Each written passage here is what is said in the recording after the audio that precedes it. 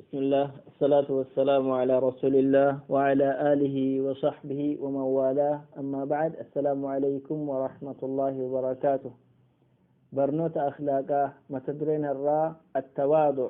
قد أفقبوا جتشوتا تواضع جتشون إظهار التذلل تنزل عن المرتبة لمن يراد تعظيمه وقيل هو تعظيم من فوقه فضله قدف قبو تواضع يوكين قدف قبو جتشون نمتكو بكا جلو سند إيسي قدي قرق جالة شورة صدر كار رجل إيسي قدي بقول يوكين أمو متاتل نمبهو والقدتشو نمتل بهو ديسو كبجا قد أرقتشو بربادو ديسو فقادنو waan qaban odeeffachuudhaan namaa olitti of ilaaluu dhiisuutu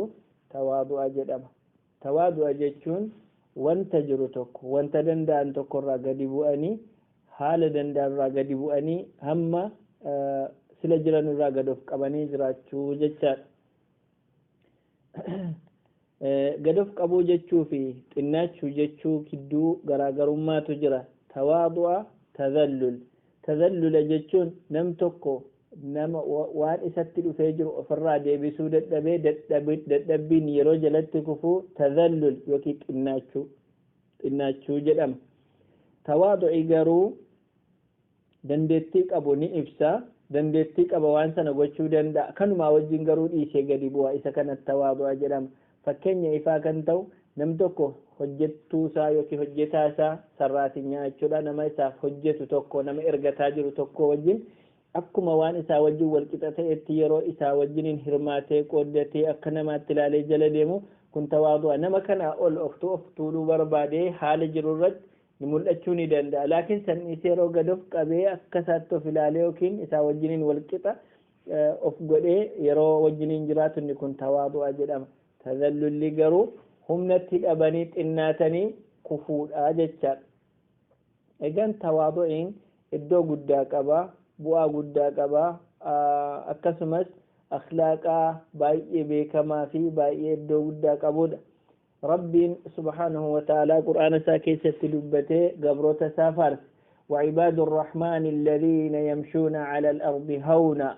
gabroonni rabbii warra yeroo deeman suuta jedhanii gad of qabanii sodaa rabbiitiin xumaaniinaadhaan deeman sanii jedhee dubbata. Rabbiin jara faarsa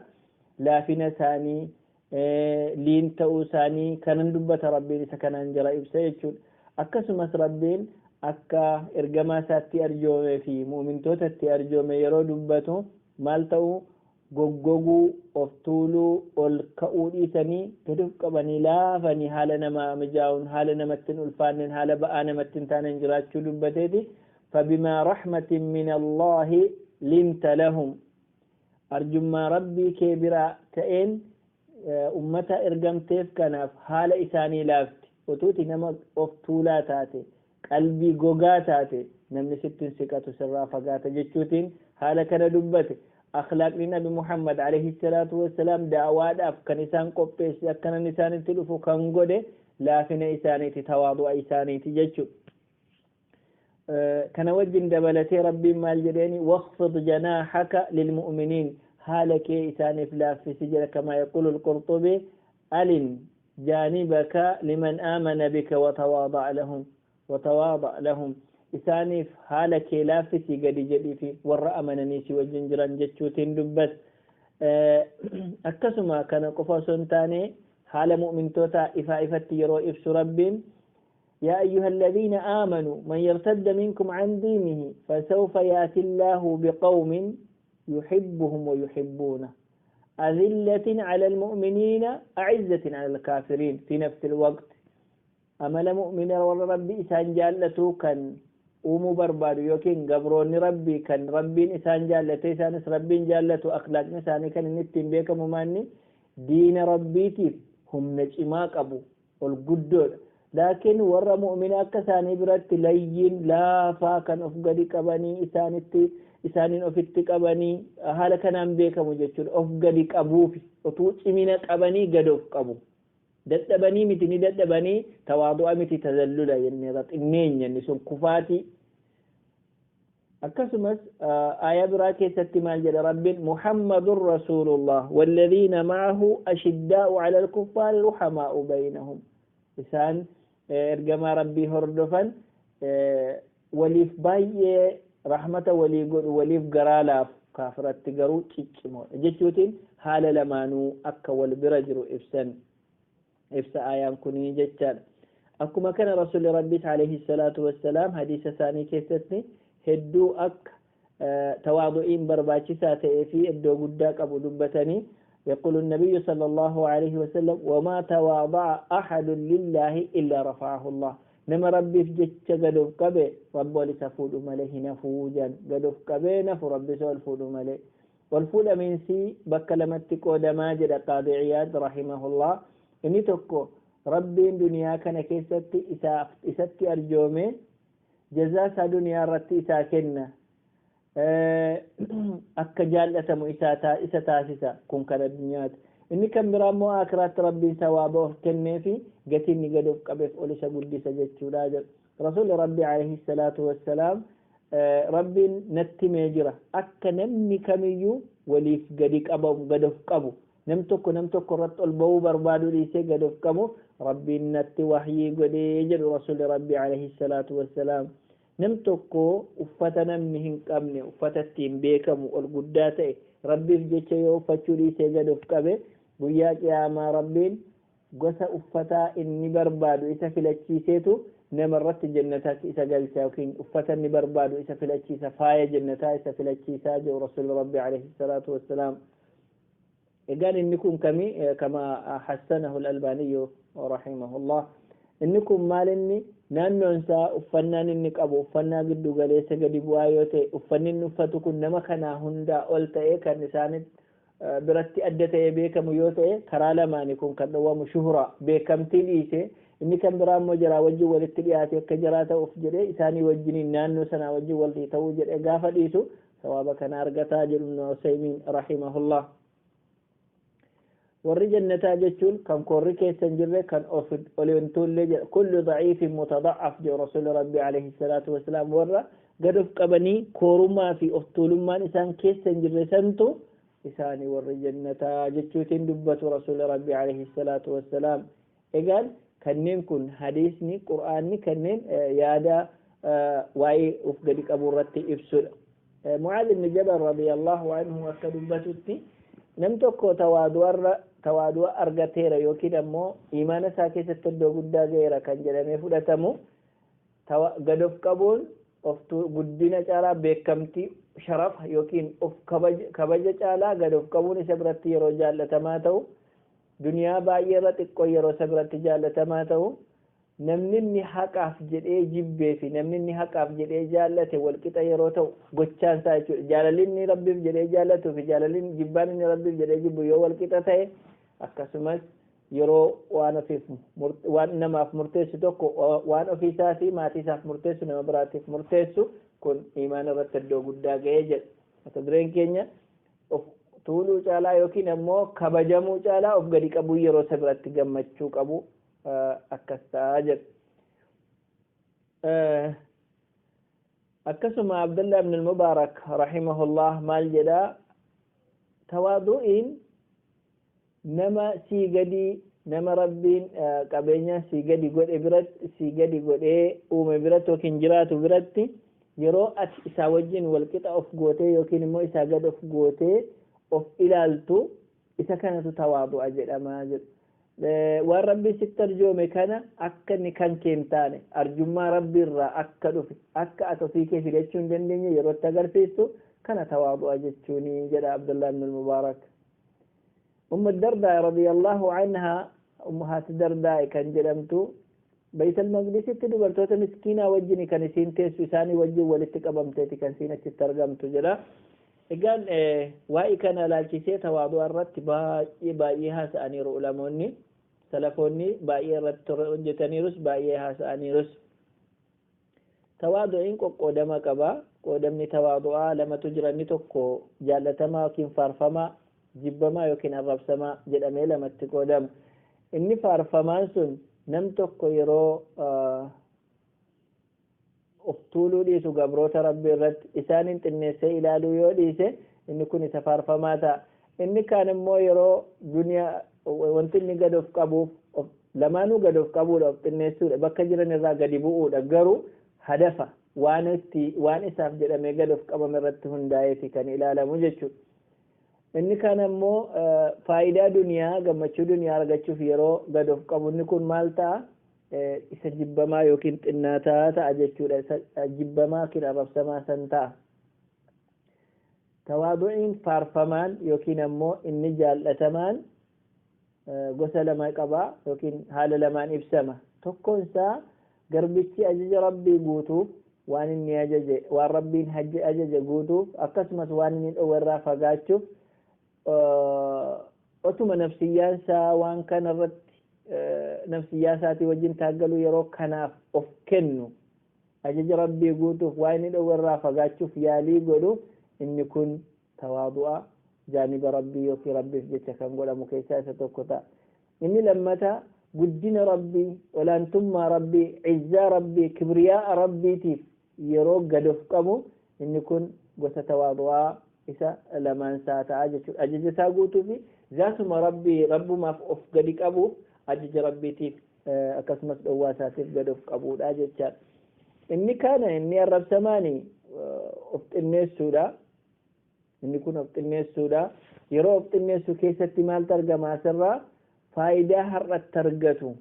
namarraa waan kabajaa wantoota har'a isa gammachiisu argachuuf jedhee yeroo namaaf gad of xiqqeessu, of xinneessuun akkasii of gadi qabuun akkasii, tawaadu'iin akkasii arrabsamaa ta'a jechuudha. kanaaf tawaadu'a isa kamtu barbaachisa? isa rabbiif jedhamee godhamu ajaja rabbiitiif, akkasumas ammoo yeroo godhamutti rabbiirraa sawaaba argachuuf jecha kan godhamu gooliinsaa kana kan ta'etu barbaachisaa ta'a jechuudha. egaan tawaadu'iin haala kamiin dhaata? meeddoo kamitti namni tawaadu'a gochuun isarraa eegama kan jedhamu haalaallu.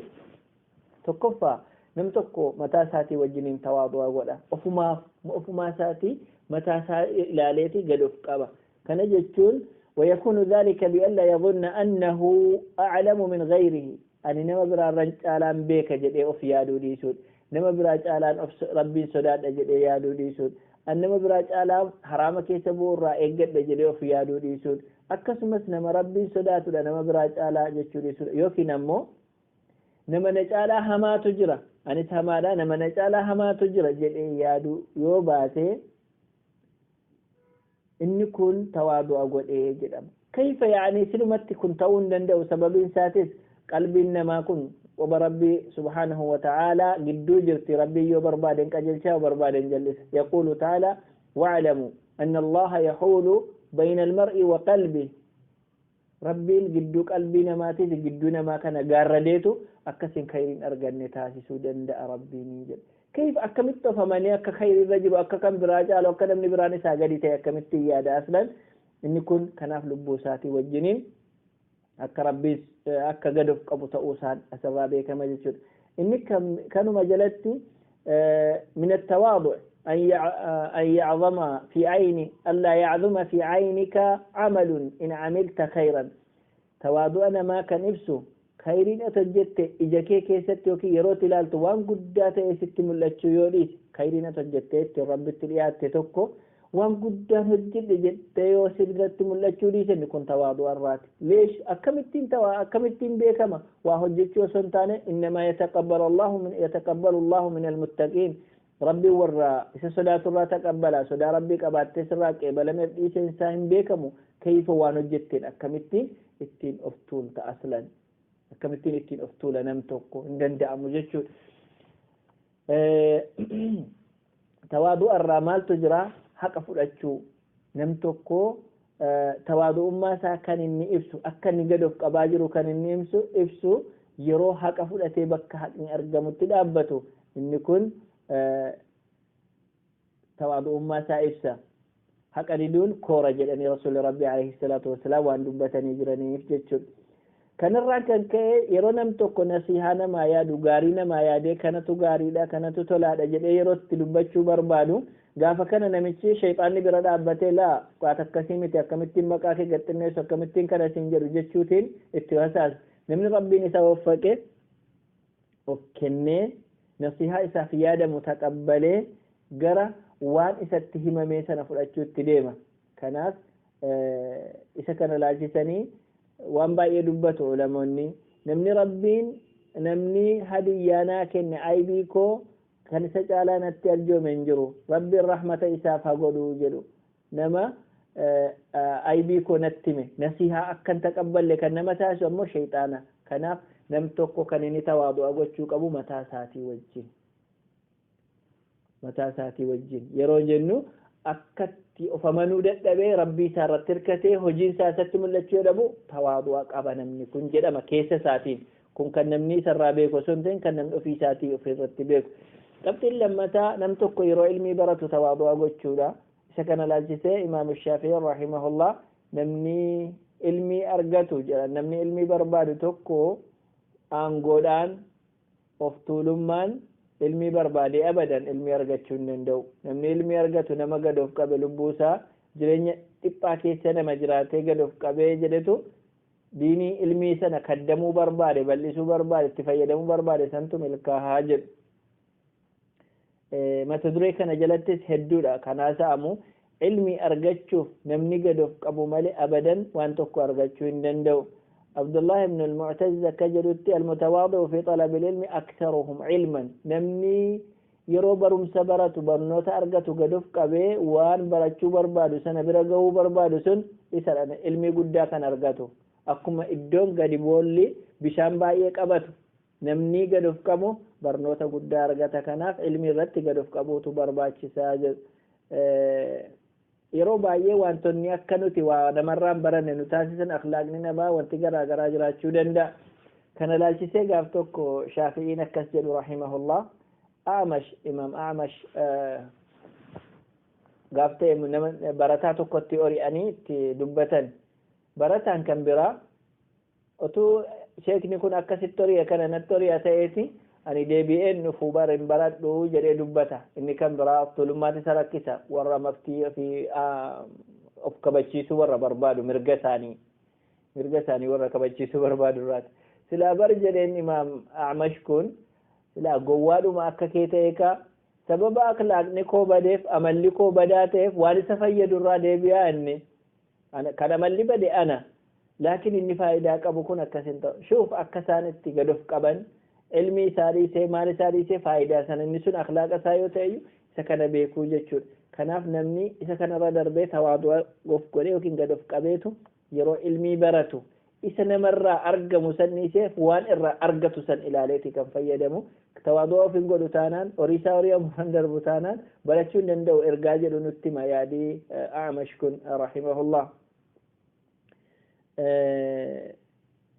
inni kan biraan tawaadu'a namuma kamii wajjin gad of qabee jiraachuudha namni muslima ta'e tokko yeroo namaa wajjin walitti makatu akhlaaqa islaamaatirraa gad of qabee akkuma namaa sanitti jiraachuudha of tuuluun dhufnaan nama koo malee jedhu irraa xabi'aan namaa yaada isaan fudhatu nama kan isaa qofa namatti fe'uu barbaadu abadan namni hin fedhu innis akkasuma fuggisoo isaatutu namni isatti fe'uu barbaade irraan fuudhu waan ta'eef namnis akkuma isaa waan inni dubbatu otuu inni haqallee ta'e hin barbaadu namni nama of tuulurraa haqa fudhachuu hin barbaadu kun xabi'aa nama keessatti uumame kanaaf gad of qabuun rasuula rabbiitiif alayhi salaatu wassalaam kennamuun akka namni isaan irraa fudhatu isaanis namarraa fudhataa deemaniif jechaadha ربي سكس جدا واصبر نفسك مع الذين يدعون ربهم بالغداة والعشي يريدون وجهه ولا تعد عيناك عنهم تريد زينة الحياة الدنيا لبوك قد كبيتي ور ربي في جتا ربي ثاني وامة ما في قلقلة فول ربي ور بربادني وجن of gadi qabii lubbuu keessaanii wajjin kaa isaanii wajjin ta'e ija keessaanii irra qaaresti iddoo biraan laalee jechuutiin dubbata rabbiin jechuudha kanaaf namootuma hundaa wajjiniin akhlaaqa tawaadu'aatiin jiraatamaa iddoo kanatti ni barbaachisa jechuudha inni afraffaan at-tawaadu' ma'al aqraan hiriyoota ofii wajjin nama walqixa ta'anii wajjin gadi of qabanii isaanii wajjin jiraachuu ani nan caala ani akkasin ta'a walqixa nuti anatti irra dhufuu barbaada iddootti wal dorgommiiti wanti isaa waan ta'eef dafee gara maalitti nama geessa of tuuluutti nama geessa hasdiitti nama geessa iddoo kanatti eeggatee namni tawaadu'a ta'uu qaba gad of qabuu qaba إني شنفا في باقي أسرتي وإن تواضع إفت ملته ليس شنف قبطي كان رتب قبطي كن قبطي كمي التواضع تواضع الإنسان مع من هو دونه نما ساقديتي وجنين نما ساقدي برت يروني قدوف قبو وجدشو نما ساقدي برت يروني قدوف قبو الدونكم مالني نمتكو تري علميتين بيكم سانجتشو هبنوتين قبينيات جاهي يوكين نمما ساتين ulfina qabuun isaa gadi ta'utu mala umriidhaan isaa gadi ta'utu mala tarii ammas maasiyaa keessa bu'eera ta'anam kun ofii isaa qulqulluu of godhee of tuulee isa kana tuffatee kan akka waan malaa'ikaa ta'e inni ofii isaa maasiyaa keessa buune sadarkaa akkasitti of ilaaluurraa nama kanaaf yoo inni maasiyaa keessa bu'e isaa fazzanee akka inni maasiyaatti lammatan deebine isa rabbiin isatti dallanu isa rabbiin isa azabu sana isatti ori'u san ilaale of gadi qabee jechuuti isarra jiraata maasiyaa hojjeteera jedhee samaa'itti ol ba'uun qabunni abbaan isaa maaliif jennaan namichi akka tasaa maasiyaa keessa bu'e kun gaafa toobatee deebi'ee qalbiin isaa cabdee ulaa rabbii irra dhaabbatee rabbii isaa kadhatee sababattiin darajaan isaa ol ka'u guddaa ta'a kan isaa immoo sababatti hojii isaa badu ta'utu mala akkuma rasuula rabbii alayhi salaatu wassalaam jedhanii jiran gaaf tokko nam tokko nama badii hojjetu argee akkamumatti rabbiin namicha wanjalinyaa kanaaf araarama akkamii isaaf godha laata jedhee kakatee jedhe namicha kanaan rabbiin maal jedhe eenyumatu narratti kakata eenyudha akkan araarama namaaf hin goone beekee araarama hin godhu jedhee kan natti kakatu eenyudha namicha yakkamaa ta'e sanaaf araarame isa of dhaadatu kanaaf moo hojii isaa jalaa balleesse jedhe rabbiin yoo rasuulli rabbii alayhi salaatu wassalaam amma kana ta'awa inni kun iddoo guddaadha nama gadi nam tokko nama saa'olii beektota biratti nama bareeda guddaa biratti mumkin gad of qabuu danda'a namni maaliif iddoo isaatiin kennuufi haaluma jiru irraa kondiishiniin jiru haalli yeroo san jiru isaaf hin ayyamu laakiin nam tokko gad of qaba jechuun nama saagadii biratti yeroo yaadamu jechuudha nama waan jiruun hamma isatti ramma rabbiin isaa kenne kana namoota sanaaf hin kennine yeroo ta'u yeroo kanadha kan inni itti beekamuu qabu jechuudha inni kan biraa abbaa qabeenya inni farankaa qabu gad of qabu inni horii qabu gad of qabu irra guddaan kan namni itti kooraan badu gaafa saantimni harka jiraatu namni kun jalqabarra waa tokko hin jiru harka duwwaa isaati kan inni dhufe gaafa rabbiin isatti kenne jennaan harka sarraa qabaatu kana akka waan bifa sanaan dhalateetti of ilaale kan inni of dararu jechuudha namoota iddoo kanatti iddoo qabaataa ta'e kanatti namni kun tawaadu'ati sarraa eegama shukrii rabbiitiin deebisuuti sarra jiraata mata dureewwan kun tokko tokkoonsaa barnoota guyyaa tokko ta'uuti itti jiraata akkamitti abbaan qabeenyaa tokko tawaadu'a ta'a kan jedhu akkamitti nam tokko nama saagaliitii wajjin tawaadu'a ta'a kan jedhu hedduu fakkeenyota garaagaraa fudhatanii osoo deemanii kun hundumtuu mata duree tokko ta'ee baratamuu danda'a jechuudha. Namichi ajajaa ta'e namoota ajajamaa ta'an kanaa wajjin gad of qabee isaanii wajjin hin deemudha. Kana gaa salafoonni sirriitti hojiirra oolchaniiti kan darban Nabi Muhammad alayhi salaatu wassalaam fakkeenya ta'anis ajajamtoota wajjiniin ofii isaanii yeroo ajajaa ta'an ta'anii darban seenaa yoo dubbisan inni kun ifaatti namaa galuu danda'a jechuudha. Tawaadu'a argachuuf maaltu nama gargaara kan jedhu ilaalla. Tawaadu'a namni argachuu kan danda'u jalqaba yoo rabbiin sodaata ta'e inni kun jalqaba waan namni ittiin tawaadu'a argatuuti. Namni tokko rabbiin sodaata taanaan inni kun jalqaba waan inni ittiin tawaadu'a argatuuti. Maaliif namni rabbii isaa sodaatu koorri namaa wanti namni isaan jedhu wanti kamillee isatti yaadatamu waa'ee rabbii isaatu aqlii isaa keessa jira waa'ee rabbiiti kan inni yaadatu haalli jiru dhufee yeroo isa fudhatee deemuu qabu jechuudha. Inni lammataa namootaaf waan isaaf godhamuu jaallatu yoo namaaf godhaa deeme otuu namni isa kabajee jaallata waan ta'eef yoo nama kabaje otuu namni isaa kenne jaallata waan ta'eef dabarsee yoo namaa kenne haala kanaan yeroo haala waan isaaf namni gochuu barbaadu namaaf godhaa yeroo deemu tawaadu'uun achirraa isaaf maddaa dhufa. Inni sadaffaan madda dhala namaa kana yoo xiinxale eessarraa kan laqamee dhufe namni kun xinnaataa qullaa kan waa tokko hin qabne dhabama biyyeerraa qophaa'ee dhufe yaani kanneen akkasirraa dhufe kun karaa fincaaniin kan dhalatee bahe kan jireenyi isaa achi ta'e kun akkamittiin har'a yoo sooressa akkamiis ta'e hiyyeessa waa tokko hin qabne harka duwwaa ture akkamittiin har'a ka'ee yeroo of tuula laata waan jedhamu kana yeroo laalu akka tawaadu'a ta'u isaaf agarsiisa akka gad of qabu isa agarsiisa jechuudha. akkasuma inni arfaffaan kanuma wajjin kan wal fakkaatu qadrii ofii baruudha namni qadrii ofii baru hamma ga'u of bareera yoo ta'e tawaadu'a akka argatu isa taasisa yaani ولا تمشي في الأرض مرحا إنك لن تخرق الأرض ولن تبلغ الجبال طولا كسجد ربي سبحانه وتعالى حالا كان نبي الله لقمان كان لقمان المساغور سيرو دبته ولا تمشي في الأرض مرحا of tuulaan deemin daddaqaan deemin of jallisaan deemin maaliif jennaani lan takhriqa al-arda lafa urtee gasseenuu dandeessu amma sila jirtu raan jijjiiramte jira walan tabluga al-jibala tuula tabbas caaluu dandeessu hamma fedhe jallatte of dhiibde dheeratte kafete taatee deemte abadan waan sila jiru tokko haqa jiru haqiiqaa jiru jijjiiruu dandeessu waan fedhe yoo godhe namni isma silaati isma duraati isatun kooriin duraati namni kun kanaafi qadri waa gochuun danda'u yoon koores jechuu yoo beeke namni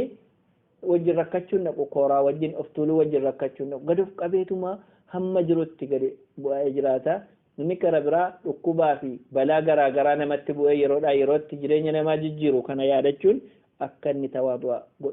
keessa galu yookiin akka inni gad of qabu isa taasisa dhukkubni namuma dhufee akka sila jirurraa nama jijjiira waan ta'eef of tuuluudhaaf sa'aatiin qabu iddoo namaan kennu kanaaf yeroo sayyaadatu qalbii isaa gad of qabee rabbii isaatti dhiyaachuu barbaada warra rakkinni akkasii irra ga'e kanaaf garaa laafee isaan gargaaruutu isatti dhufa haala kanaan